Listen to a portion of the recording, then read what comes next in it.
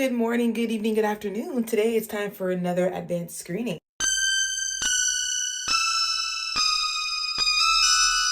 I will be watching Five Nights at Freddy, and I will be coming to you doing this review later on from the perspective of somebody who has never played the game.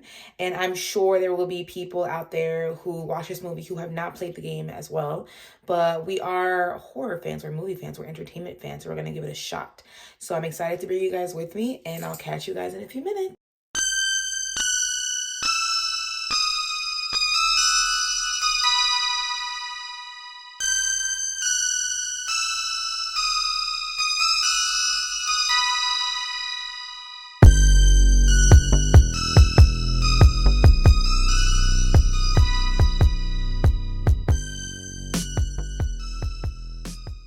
What's up, you guys? Welcome back. I have just gotten out of the theater and I just saw Five Nights at Freddy's. I usually leave my ratings for the end, but I'll give it to you up top and be very honest. I'm gonna give it like a 2 out of 5, okay? From the perspective of a non-video game player.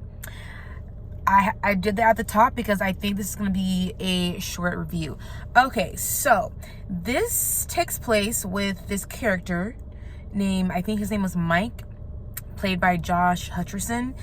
And immediately, you know, he has been through it in life. He is just like sad and depressed, and he has been through some shit, okay?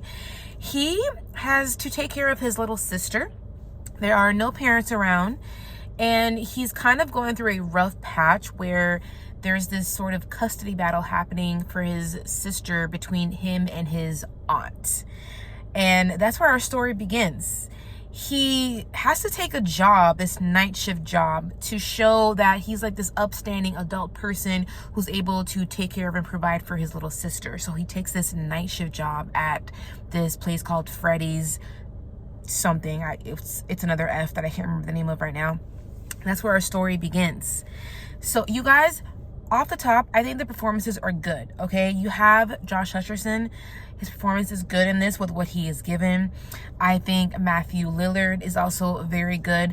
I have a soft spot for him because I am a girl who grew up on the Scream movies. I grew up on the Scooby-Doo movies. I think Matthew Lillard is a good actor. He is very good in this. I think the lack of promo that the actors can do right now because of the strikes that are going on may hurt this film, because I think this is a movie they made strictly for the video game players.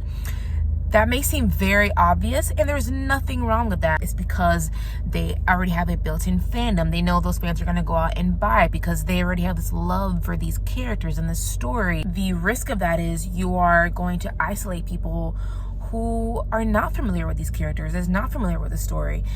And sometimes I think some stories have been able to do that successfully while some others have not. Earlier this year, for example, I saw the new Dungeons and Dragons movie. I'm not a person who plays D&D. I'm just not. But that movie held my attention. I thought it was funny. I thought it was clever. And I appreciated how self-aware it was.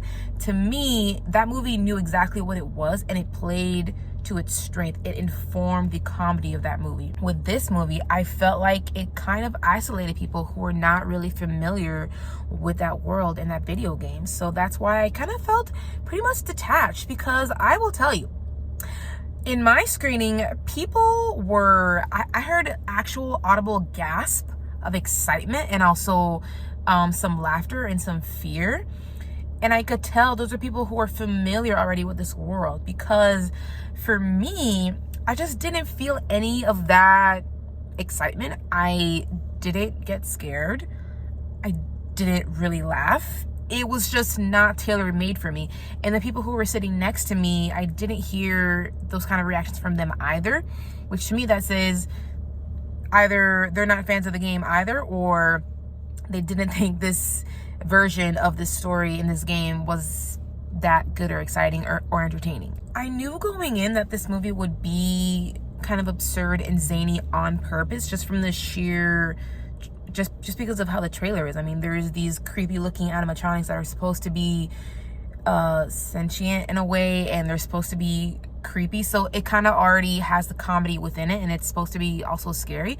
So it's not like I didn't know at all what I was coming into. I know it's played that way on purpose, but I think in this instance it wasn't for me. I think I needed a lot more world building, a lot more lore. There are certain things in here that happen that aren't ever really explained. So that's why, again, I think this is why this is more made for people who are already familiar and are fans of the game, but not so much people who are not familiar with that, because there's just not enough background information given to me. Another positive I will call out about this movie is I like the way that it looks. For a movie that is kind of, it's going straight into streaming. It's hitting theaters, but also the same day as streaming. For that kind of budget in that situation, I think it looks pretty good. It's not too bad. It could have been worse.